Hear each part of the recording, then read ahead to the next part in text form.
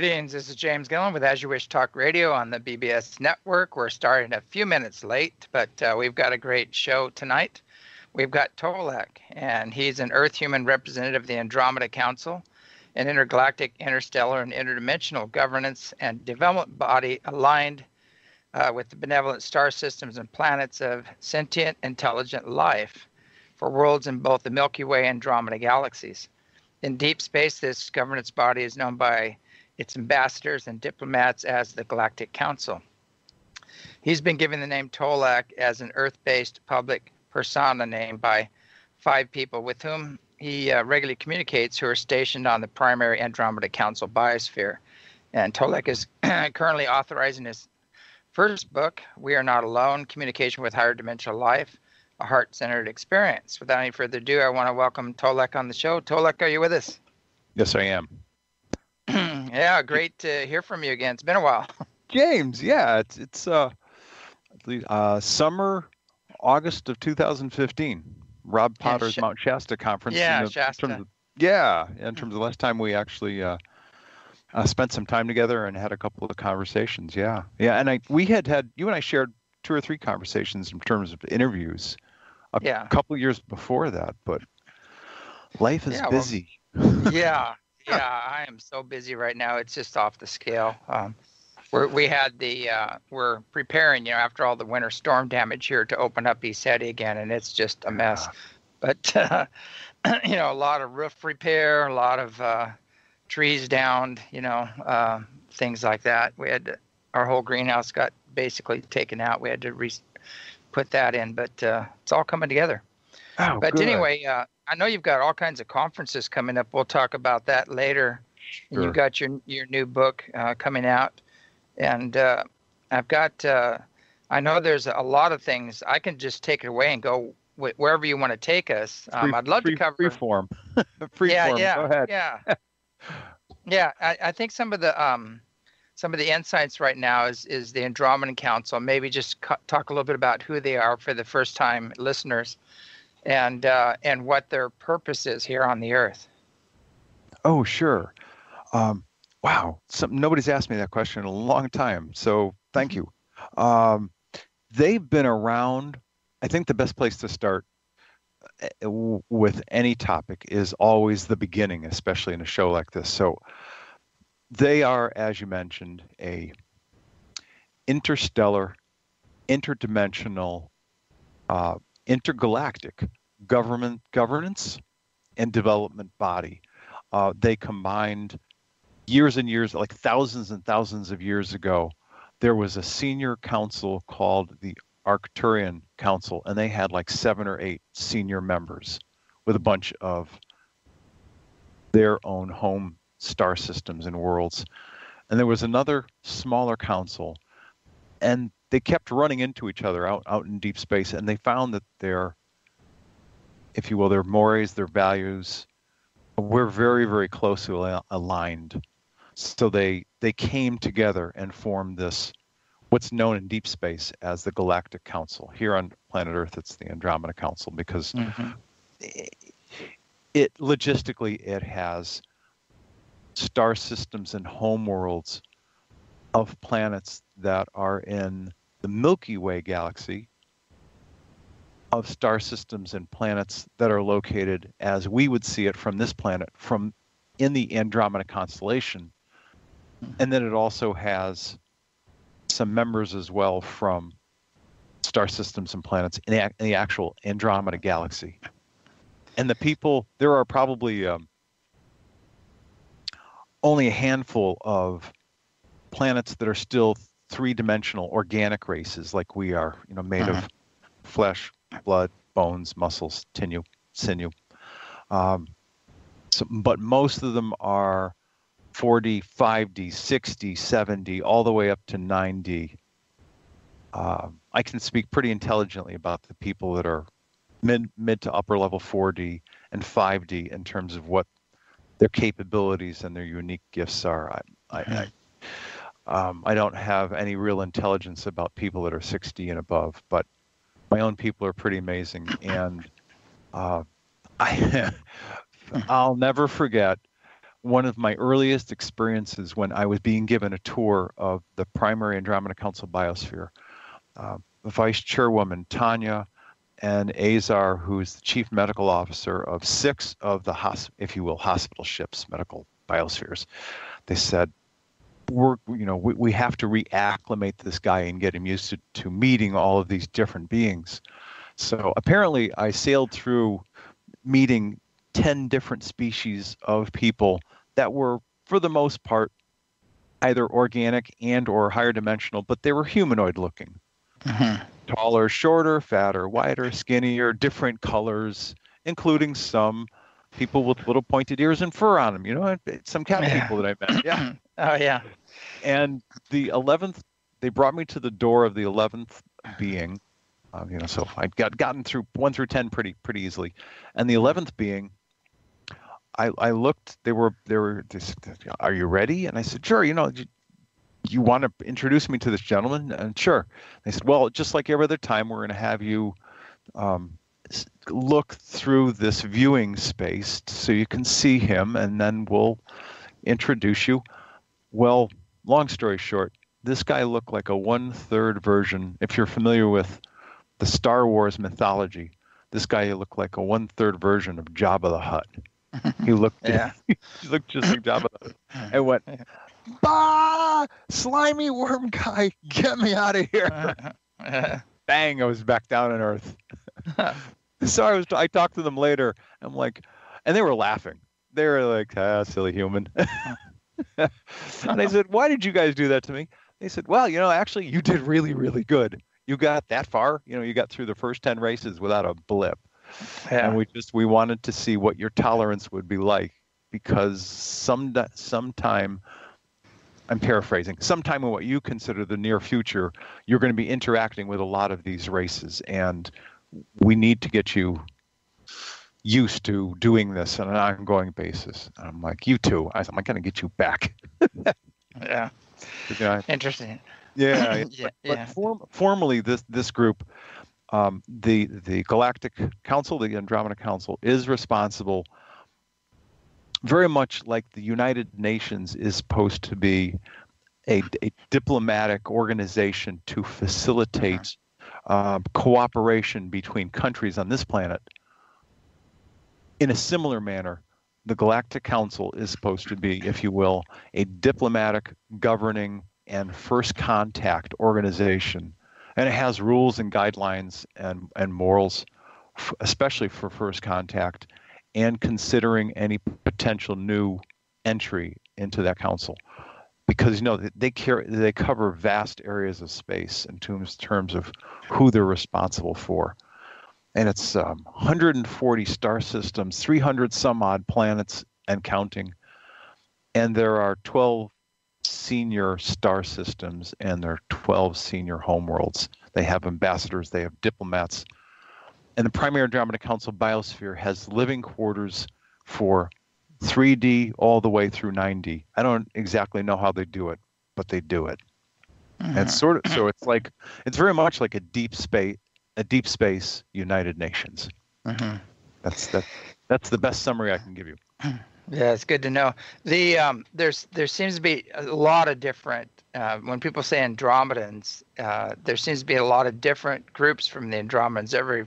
Everything from little short blue people to taller blue skinned people to 8 to 10 foot tall magnetized light beings. How many different groups are coming from that area, from that Andromedan Council, from that section? So for some clarification, because I've had a few people write to me and are like, "Oh, you're meeting with the Andromedans."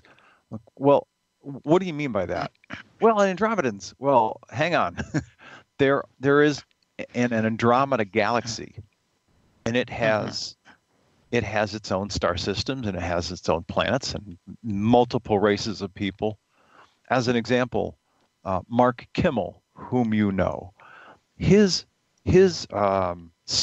soul, his spirit essence that animates this body on this planet today, he's originally from a star system and a homeworld in the Andromeda galaxy.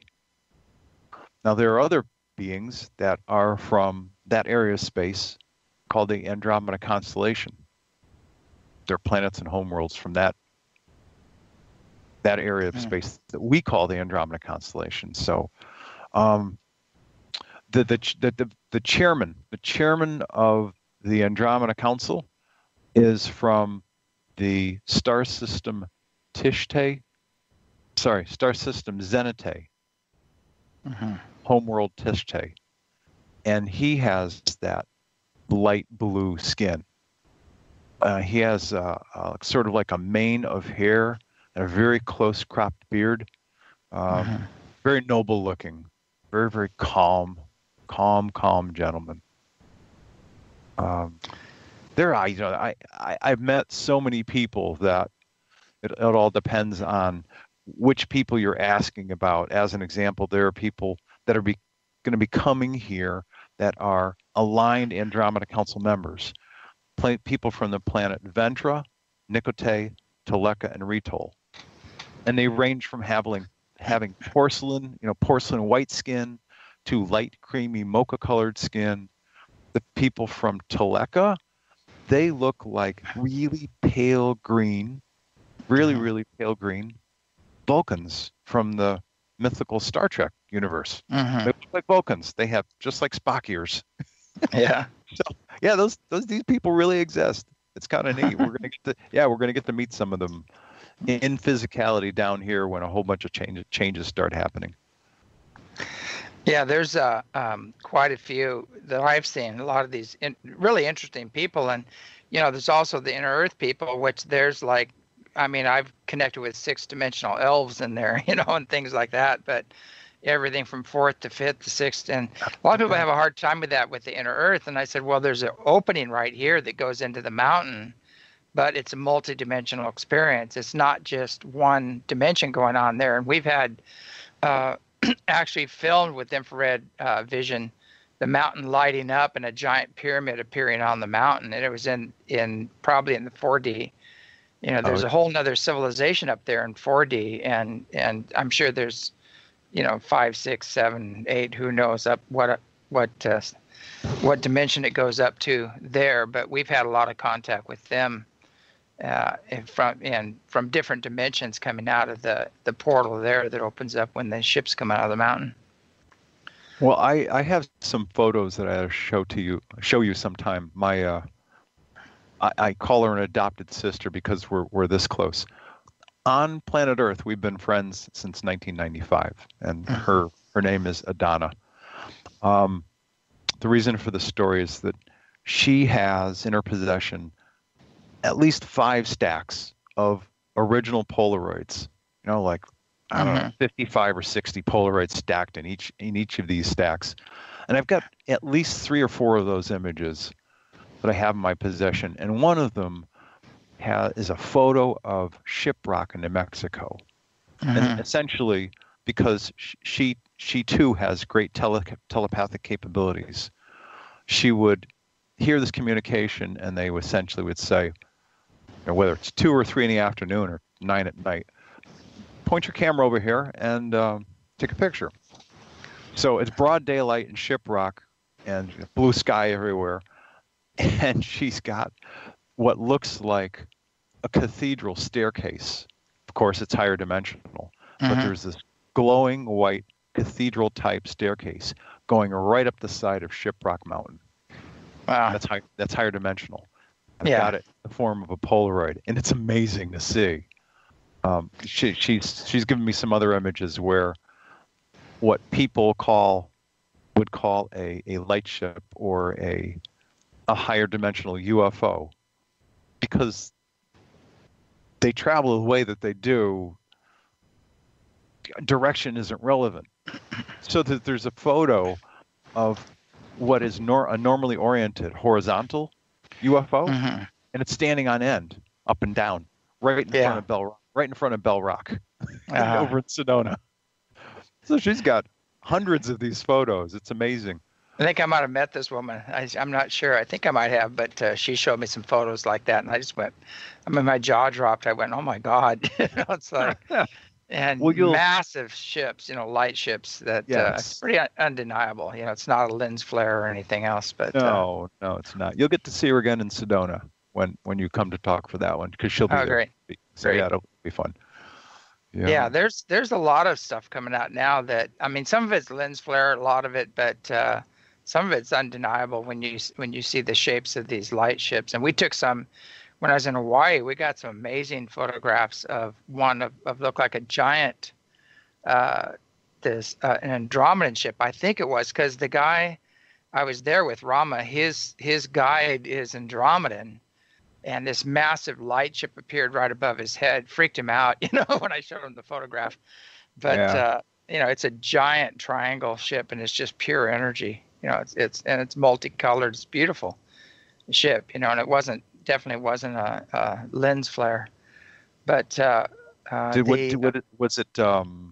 was it did it appear to be comprised out of cloud vapor? No, it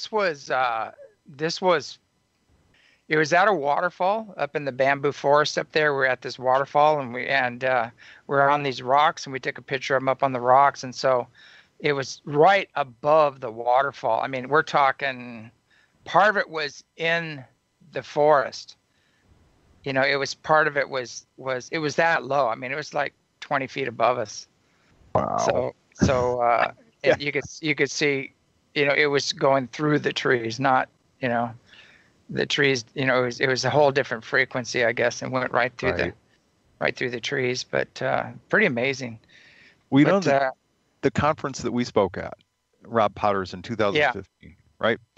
I got together with some people after, and a couple months later, and there was this one young woman. She said, "I want to show you these photos from this conference we were at." I said, "Okay." And she had on her smartphone probably, I don't know, at least 10 or 15 photos of some of the people who were at that conference and who had some campfires down below the hall we were speaking. oh But like yeah. the next level of land down. Mm-hmm. And she's showing me these photos of people being together and just being happy and singing and sharing stories and stuff. And there are orbs everywhere. Yeah, I remember those. All Yeah, I was saturated. Yeah, we had a bunch of ships fly over too while we were out there. We had quite a few ships fly over, and Oh, no kidding. got them on film. Yeah, got some. Oh, I didn't know that.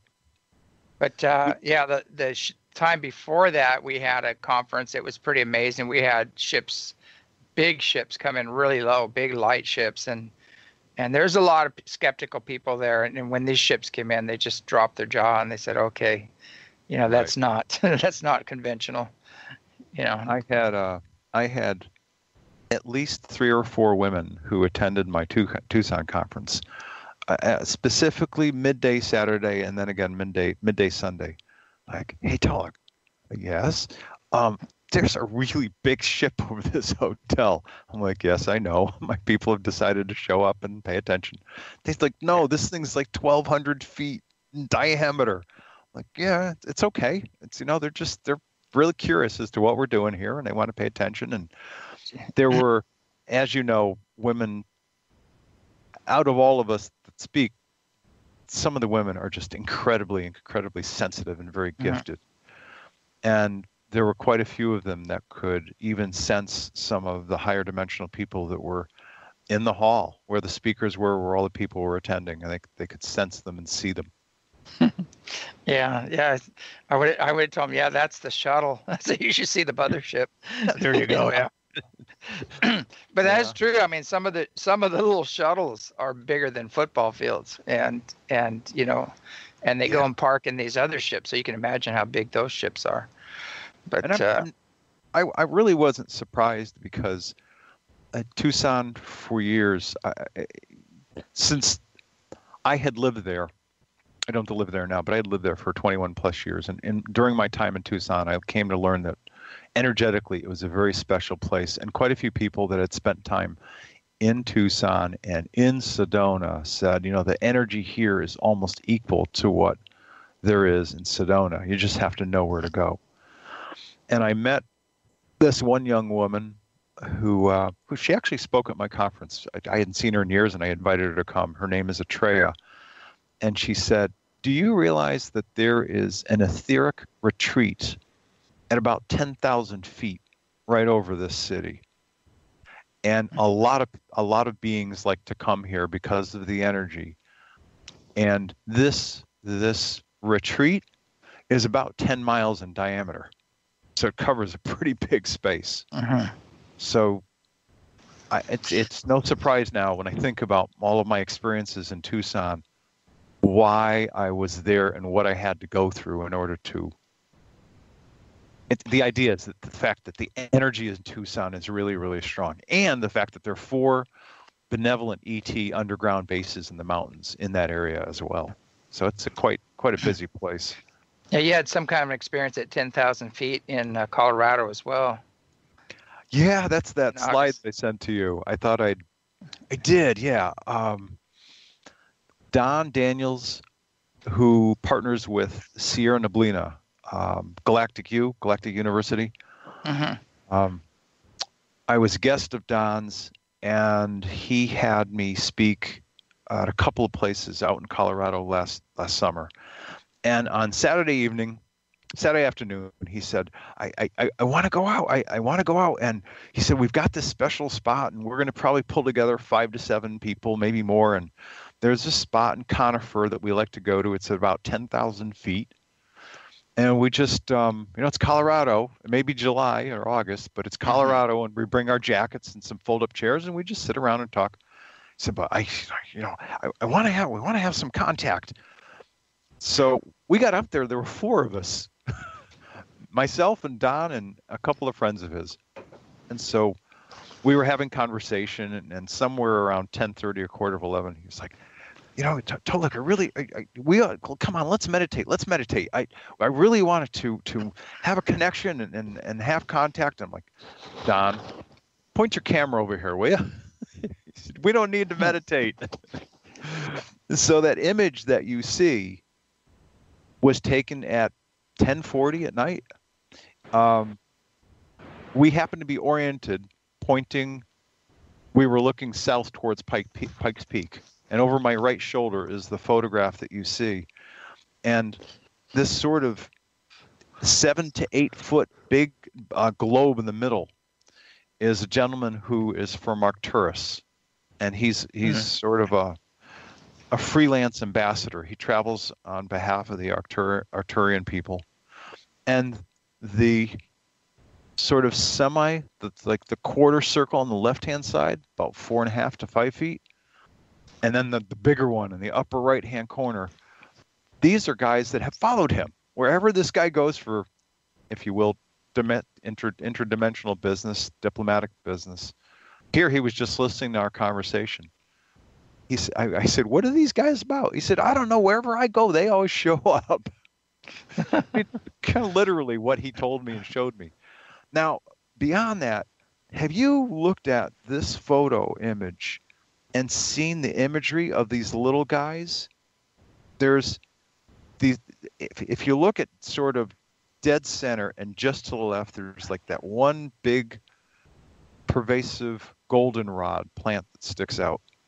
Just to the left of that goldenrod plant, there's like 2 little guys with 2 little heads, and there's a very distinct, what people would typically call a gray figure, maybe at about 2 heads taller, and he's pretty distinct. I'm not so sure about the 2 little guys, but that one gentleman, I can see an outline of his nose, his eyes, his mouth. There's some other stuff going on here. There are other things going on in this image as well, but he comes through pretty clear. Yeah. And that happens actually in a number of Adonis photos. These guys come through, and one of the reasons is the fact that it's easy for them to, this is not the right word, but infiltrate, or it really is not the right word. It's easier for them, more than anybody else, to show up, if you will, in our vibration on this world in the higher vibratory points, because their vibratory rate is about as close as possible that they can get to 3D. That's why we see them easier than anybody else. Yeah. It doesn't mean the other beings aren't around. It just means they have the lowest vibratory rate that we can almost access. Yeah, there seems to be so many different groups here right now. It's just crazy, and hopefully, they can turn this planet around. I wonder if you've heard about, have they talked to you about, I know Corey Good and these other guys talk about this big event happening, or the shift or something like that. Do they have something like that? Have they been talking about some event like that coming up? Yeah, the short version of that answer is, and my contacts have told me a number of times, a number of ways, and I know I've been talking about this for years.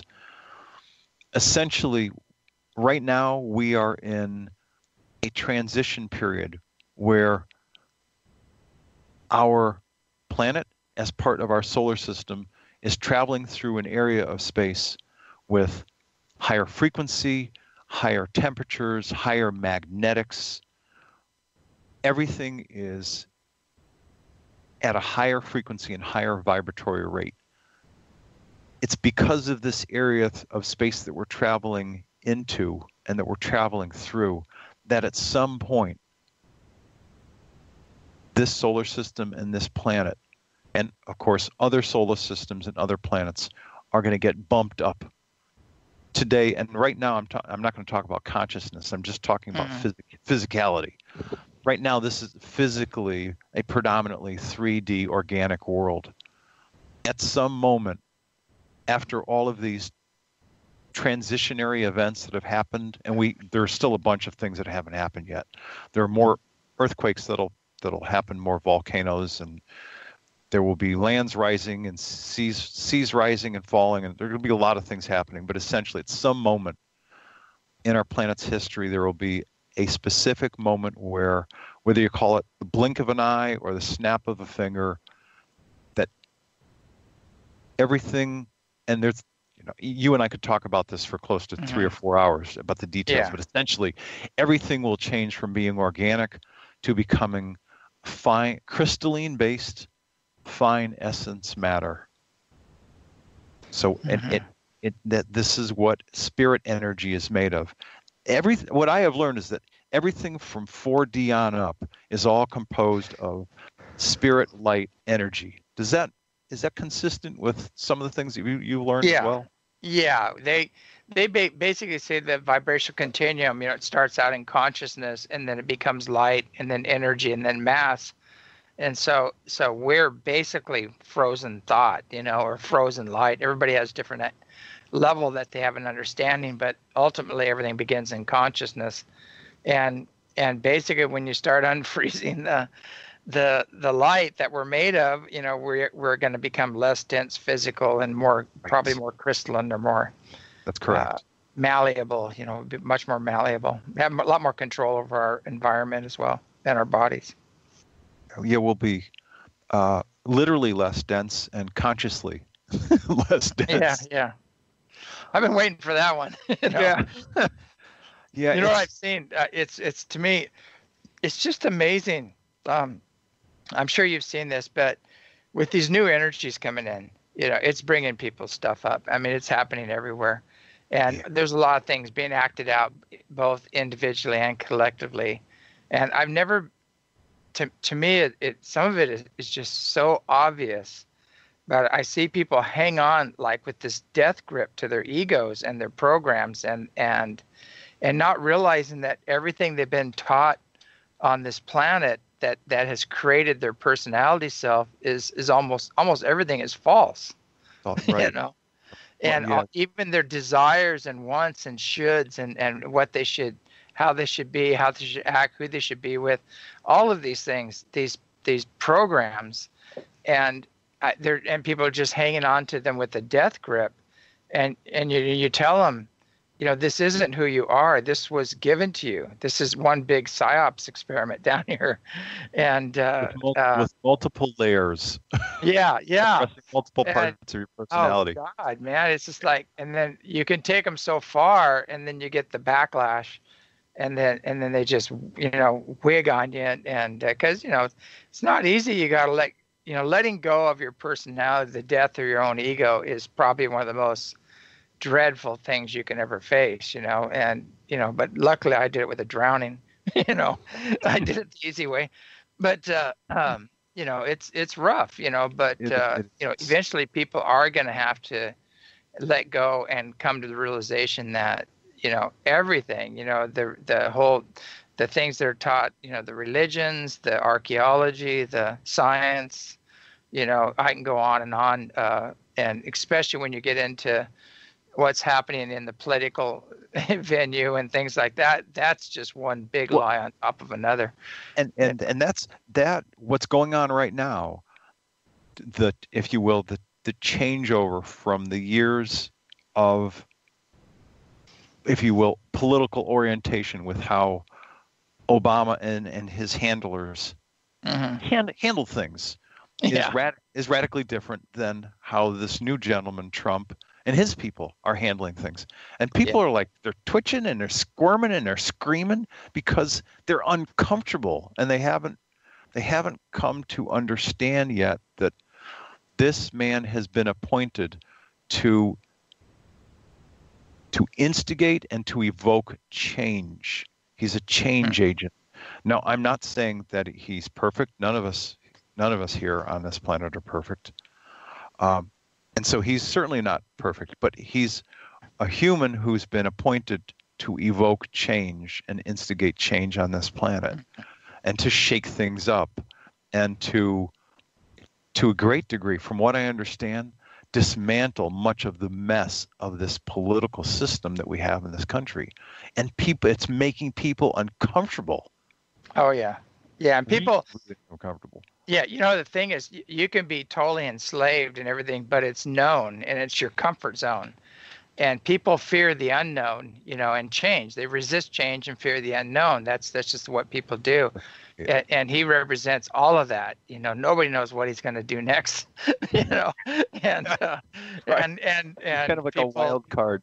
Yeah, and people don't want to change, and I tell people too, I said, he is going to do some great things, but there's some things I don't agree about, and I'll be That's totally right. upfront. There's some things that I think there's a better way of doing things, but I don't have the whole story. You never do. You're never going to get it from mainstream news. You're not going to get it from the alphabet agencies. They twist and turn everything.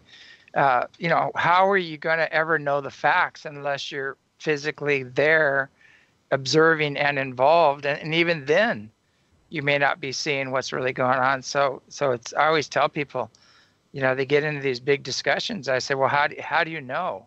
How do you know that's what really happened? And they just, well, because this guy on ABC said, or Yeah. NBC or CBS. Yeah. Really?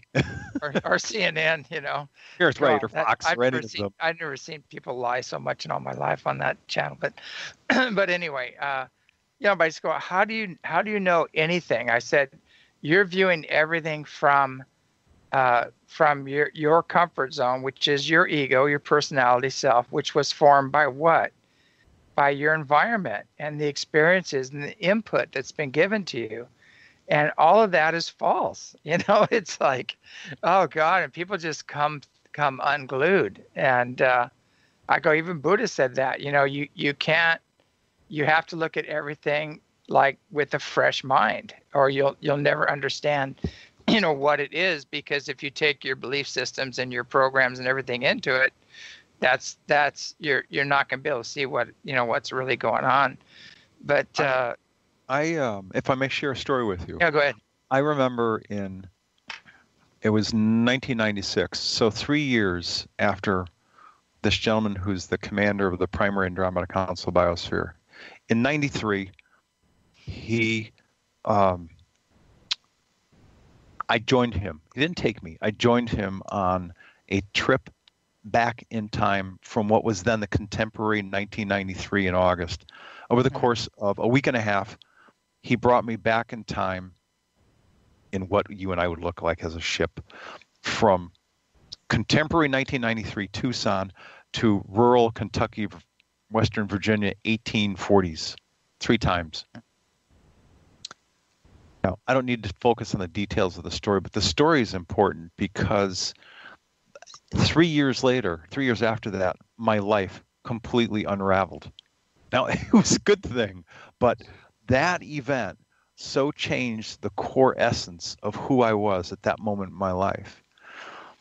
And here's why this story is relevant. I remember standing in a room that I was given to stay at somebody's home. Some guys, some friends were renting a house. They gave me a room to stay in.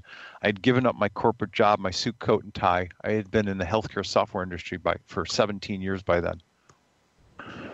And I was standing in front of the mirror with like 4 or 5 days growth in my shorts. That's all I had on. And I had sold a bunch of things. There were a few things in storage. I had almost no money. Everything that had represented my life was gone. And I looked in the mirror and I went, "You're okay. You're going to be all right." And this too, this time of difficulty shall pass.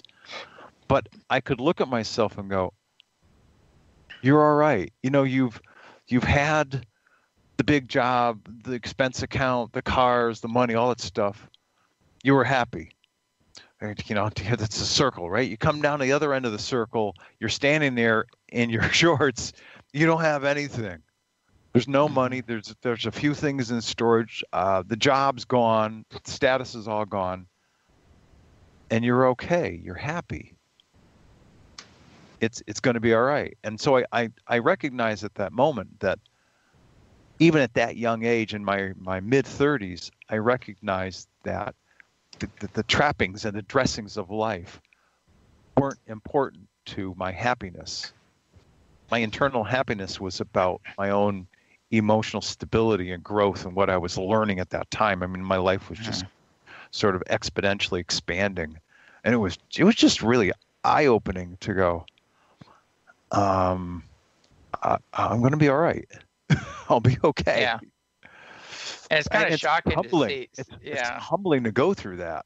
And that was, just for the record, that wasn't even my dark night of the soul. That happened later in like 99, 2000.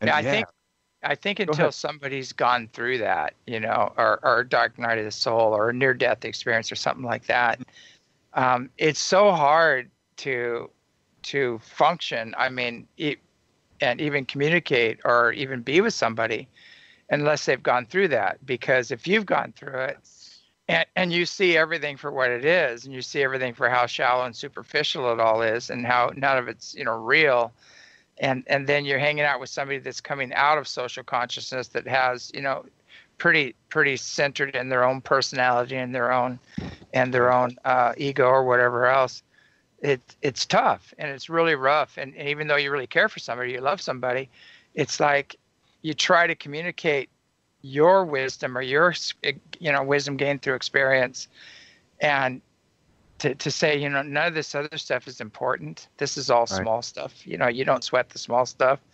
It's like, but to them, it's very important, and it's a big issue for them. And I remember a couple times when I did, even after the NDE, I got caught up in kind of a bad relationship, and things weren't going right, and I didn't have any money, and I was kind of going, where am I gonna, what am I gonna do next? And I was sitting there, and all of a sudden, the next thing I know, I was pulled out of my body, and I looked back at the earth, and it was like a pinhead, and I had this massive being next to me, and he said, this is who you are, and there's your problems back there, and so. Big reality check, and when I came back, all my problems were gone, basically. And I was so blissed out, and I had changed so much that even the girl I was dating, she goes, "What's wrong with you? You're different. You're different." And she was trying to get me to get upset. She goes, "Well, I met this guy in this band, and I think I'm going to date this guy in the band." I go, "As you wish, if that's what makes you happy, I think that's what you should do." and she kept just doing all this stuff and all the games, she pulled it all out. And I was sitting there and I said, I think it's time to take you home right now. And it had no effect on me whatsoever, and then everything changed after that. But it's really interesting when you're coming from that position or that space, in dealing with this world. And I think what's going to happen, a lot of these energies coming in are like mini shifts in that direction, like a lot of many near-death experiences. But I think people are going to have a series of ego deaths until the big shift when the whole social consciousness or that grid gets taken down. I don't know if you've heard anything like that, but I've heard the grid, whatever you want to call it, the draconian grid, the archon grid, or whatever, is being just ripped apart right now, and there's a whole 5D grid coming in to take its place. Well, the Alpha Draconis, otherwise known as reptilians, that have been abusing, manipulating, running this world, and of course they've always had their quote unquote powers that be cabal guys that are sort of their lieutenants getting things done down here. They've been running things for thousands and thousands of years. And to make a long story short, all of their underground bases have been destroyed, shuttered, filled in. There were literally tens of thousands of reptilians on this planet living and working.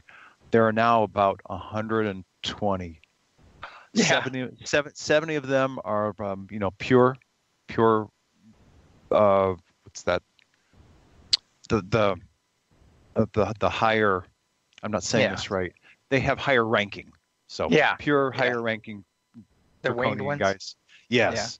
Yeah. And the others are galactic human DNA and reptilian blend that you wouldn't know it looking at them because they look human, but they're decided. But in any case, and that's why it's so messy right now, because there's a huge vacuum. All the guys that used to run things are gone, and they've been gone off this planet since about mid-2012. So that there's, as you know, there's been a lot of change since 2012, and there will continue to be. Well, I know. A while back we got down to about 3%. Like there's 3% left cleanup, but you still got the I guess they're taking out some of the negative, the tall grays, some of the Ryan groups, and that's right. We're based here, and a few others. And then they have a lot of 4D stuff going on, and a lot of those guys that got taken out, their spirits went into we're still bugging people, even though they're physically removed from the planet. I know there's a lot of them wandering around. We were doing cleanup constantly on the other levels, clearing these things up. But what I see now is, like you're saying, the cabal or their puppets, are floundered right now because their whole control system, you might say, has been taken away. It's been taken away, right? And all of their superstructure, the infrastructure that supports, the whole thing's gone, and so there's huge gaps, and of course there's infighting. Oh yeah, and the grid, the grid that's maintained their organizations and everything is gone, and so they can't sustain themselves. They're not frequency specific to where the Earth's evolving to, and But I keep seeing, the last holdouts here, they keep trying. Well, they figure things, this program used to work. We can keep this program running. I know. They'll keep trying. Like the McCains and the Pelosi's, and not to get, like Skeletor's wife up there. She's quite a character. I just watch these guys and I go, I can't believe these guys. First of all, I can't believe everybody is not seeing through these people for what they are. And second of all, when I watch them up there on the film or on camera, when they do their news things, these guys are idiots. I mean, they're blithering idiots. It's just like, I can't even believe. I go, how did that guy ever get in the position he's in? I mean, how he had to be installed, because there's no way he could have done it on his own cunning or wisdom. I mean, these guys aren't even clever anymore. I mean, they were never wise. They were clever. They were never wise. But that cleverness came from other levels, other other darker forces. But now that those have been removed, they're just floundering. I really wish, from a global perspective, and I don't mean this literally, but I think you'll get what I'm about to say. I really wish that for some extended period of time, all of the televisions would turn off. Yeah. And therefore, all of the people who have been sitting in front of TV, whether it's Fox or MSNBC, pick your poison, who've been self-programming themselves for year after year. I've got an 86-year-old mother, and she thinks that she can't live without CBS. Oh yeah. Because her world was, this is Walter Cronkite, good night. That was her heyday. And every night she and Dad turned on CBS, and it's like, the government would never lie to us. That's the mindset, And now my grandmother has an autographed picture of Walter Cronkite, but she was sharp. I mean, she was sharp as a tack, and she saw through everything. And I'm not trying to badmouth Walter Cronkite as a person. What I am trying to say is that there is such diversive and subversive programming coming out of mainstream television, and most people, this planet of 7 billion, maybe 8 billion now, the greater percentage of them are clueless as to the fact that they're getting programmed. Oh yeah, and they used to have investigative journalists, and now the only investigative journalism is on the internet, basically, and the alternative media, and they've proved it over and over again. The headlines is the same.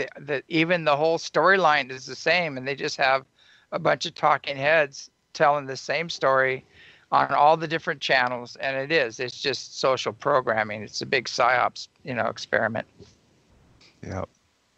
From different perspectives, maybe the same topic, but they'll just even they say the same words. I mean, the same headline is exactly the same, and they all say it a little different. I mean, there's news clips on YouTube and things where you can watch it, where they have compilations of 10 different newscasters all saying the exact same story. And, it's just, they just read whatever's on the screen. And so you have to go, well, who's writing this stuff on the screen? Well, the controllers are, the handlers are doing that. Yes. But, they feed them the stories from the direction that they want spun. Now, there's other things going on, that's a whole show in itself. But I mean, they have these Gwen towers and the cell towers and all those things, which are actually geared for the same purposes, for mind control and things like that. But from what I understand, these higher dimensional beings coming in, and it looks like it's coming pretty soon, is they're going to come in. I think they're going to first show up over in the Middle East, and then they're going to just go across the globe and shut down these frequencies that they're using, to suppress people's consciousness. Things like they're going to shut down that whole program. And people are going to see these massive ships, and that would be fantastic. I know that the people from the Procyon star system, Planet Cana, took out a whole bunch of reptilian transponders that were basically sending out signals to the Mideast, to China, to all sorts of different parts of the world. Well, when they took out these bases, they found all these multiple directional transponders that were sending out these low frequency, agitating, purposeful confusion. They got these. They got them just sort of dialed in right, just to mess with people. So there are a bunch of them that were taken out, and that doesn't mean they're all gone, but. People don't realize just through frequency they can put people in a comatose state or take them all the way up to self-mutilation, and excite them into anger and everything else. But, they have those bandwidths, and they can actually send those bandwidths out. And we've had that. We've had psychotronic attacks here and HARP and major chemtrail stuff lately. They just took out my roosters again. I've already got new ones, but it's weird. These things are gender specific too. I mean, wow. You go outside, and whatever they're spraying is some kind of a heavy duty nerve agent, but it takes out the male. And it's designed to take the males out, is what it is. It's.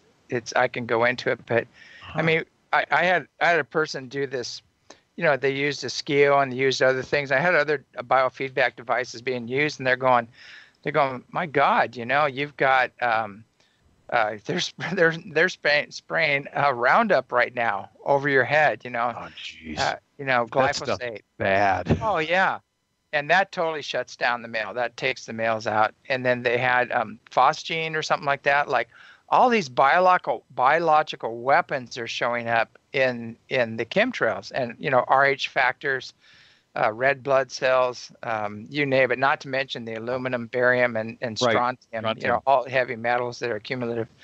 But I was living very quietly about back in 2013, 14 for a brief period of time in the Chihuahua Desert. I mean, out there, they call that area the sort of like the last frontier. Yeah. And we were getting sprayed down there. Now, out there, there's more cattle than there are people. God's honest truth. Yeah. And a buddy of mine retired. He had his little garden in the backyard, and he came outside one day after a rainstorm. Interestingly enough, they seem to spray the skies right before a storm system moves in. Yeah, they do that. They weaponize the storms. And he walked outside, and he's got his his rain barrel, and he's like, "Why is there like this white, oily substance?" He's like, "I live like way out in bum nowhere. There shouldn't be anything coming out of the sky." So he took a vial of stuff, sent it to somebody at a lab at UT, University of Texas at Austin. Guy that he knew, a friend of his. He goes, "Where did this come from?" He said, "It was in my rain barrel in the backyard. Just do me a favor, analyze it, and tell me what's in it." Came back loaded with heavy metals: strontium, barium, rhodium, aluminum, and a whole bunch of other things. Yeah. He's like, "What?" He's like, "There shouldn't be anything out here. There's no industry anywhere." Yeah. And also, too, they found out that actually they said they're trying to stop global warming, but now they're finding out the chemtrails are actually exacerbating the global warming. And they're creating the droughts, and the aluminum blocks the uptake of nutrients in the plants and trees and things. So now the forests are dying and becoming firecrackers, because when you put heavy metals on the leaves in the forest and you get a forest fire, they just burst into flames and burn much hotter. The firefighters here in the area, we had some fires here, and they said they've never seen a forest go up that fast and that volatile. They almost lost a few people because they didn't they didn't gear for that. But yeah, it's insane right now, the stuff that they're doing. And I'm really hoping it's going to come to an end pretty soon. I was wondering if they've given you any times or dates that they're going to finally put an end to this depopulation program that they've got going. It's this is a philosophical question, really, and the question is about, to what degree can higher dimensional people that care about us step in? And they've consistently, at least my people consistently told me, it's like, listen, you have humans attacking humans, whether they're Lebanese or Syrian or Assyrian or Russian or Chinese or French or German. Mm-hmm. We're not going to get involved. No, this is your planet. If you're going to kill each other, as sad as that is, we're not going to get involved. Now, as you know, they've stepped in this area I'm about to address.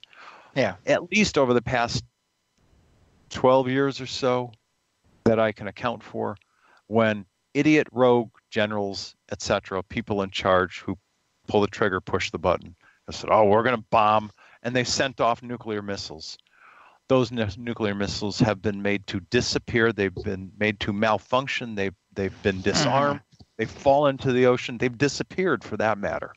Yeah. They won't allow large-scale nuclear wars to happen on this planet. Mm-hmm. The repercussions of that are too great across not only this dimension in this place, but through other dimensions, so that they won't allow it. Yeah. But humans against humans, if we're stupid enough to continue to act the way that we've been acting, that's our business, and they're not gonna stop it. Yeah. Well, one thing I know is, like, a lot of the CIA, the deep state is part of the global elite, and the global elite were actually totally manipulated by the reptilians and the other darker forces. And so it does seem like like, yeah, humans are doing that against humans, but the sponsorship of that was actually coming from the draconians and the reptilians and other beings like that. So I've always felt like, okay, so let's weed that out. That's right. And they showed I me know, that. They yeah, gave me and I this. know Sorry. they do have people on the inside that are working, the white hats and things like that, that Right. are trying to stop this stuff. But God, at what point do they just not like go in there and just start taking names, and practicing unconditional lead, because these guys are killing the planet. I mean, they're at war against creation and humanity. They don't care. And I think something needs to be Well, done. My idea is just beam them all up, and maybe say, whoops, teleporter accident, we left in space, or something. it's good. But I can tell you this: when the transformational shift of this world happens, sorry, when the literal dimensional shift of this world happens, there will come a moment when all of these really bad people that you're talking about, whether they're blended humans and reptilians, the few pure reptilians, or the really, really bad people that are still left here on Earth, their low vibratory rate will not be able to survive the dimensional shift of this world. They'll simply dissipate, and they'll show up on some other 3D world. They're not going to survive. yeah, I was told the same thing. A lot of them are just going to drop. I mean, That's right. their bodies are going to fail. Everything's going to fail on them. That's right. But and they're not going to transform. Yeah. Not on this planet, because the initial, from what I've been told, the initial higher dimensional vibratory rate will be like 4.5, 4.6, those higher numbers, and the reptilians are like 4.0, 4.1, 4.2. Yeah, very low. Highest. Yeah, they're at the yeah. really, They won't. Really I know they won't be able to incarnate. They won't even be able to come here because it's going to be outside of their range. That's right. That's it. Hey, unfortunately, Tolec, we've hit the end of the hour, and I know we could go. I have to get you back on the show again because I know we just barely covered what's happening. But what's the best way that people get a hold of you? I know you've got these upcoming conferences and things like that. How can people find out about that? They can learn about any of the information that I learned from the Andromeda Council people at andromedacouncil.com. There is a sister website called transformationalshiftevents.com. And on the conferences page, you can learn about the 2 conferences in Australia that I'm producing, and there's an event in Singapore and an event in Shanghai that I'll be doing in the autumn. On the other page is USA Special Events, and from June through November, I'll be putting on events all throughout the American West and Southwest. Some 1 day, some 2 day. And James, I'll see you at a couple of them. So, yeah, I'll be there. Yeah, you got to hook up with Peter Slattery and Solrito over there in Australia. They're amazing. They've got the best footage. They're one of the most high integrity contactees over there. So they're wonderful people. I've asked them a couple of times, and they've essentially said, our lives are so nutso busy right now. They got like all these things going on in their lives, and they said thank you. I said, well, there are VIP comp passes. If you have some free time, come on over. If you can't speak at the conference, just come over and visit for a few minutes and say hi. Yeah, I'll talk to him about it and see if I can arrange something. But anyway, we've got to go. I got my 30-second warning, so we've got to head out. But I can't thank you enough for coming on the show, and we'll do it again soon. James, as always, a pleasure. Good catching up with you. All right, take care. Thanks. All right, it's James Gilliland with As You Wish Talk Radio and the BBS Network. Stay tuned, watch the skies, and stay in the heart. Things are shifting fast. Have a good evening.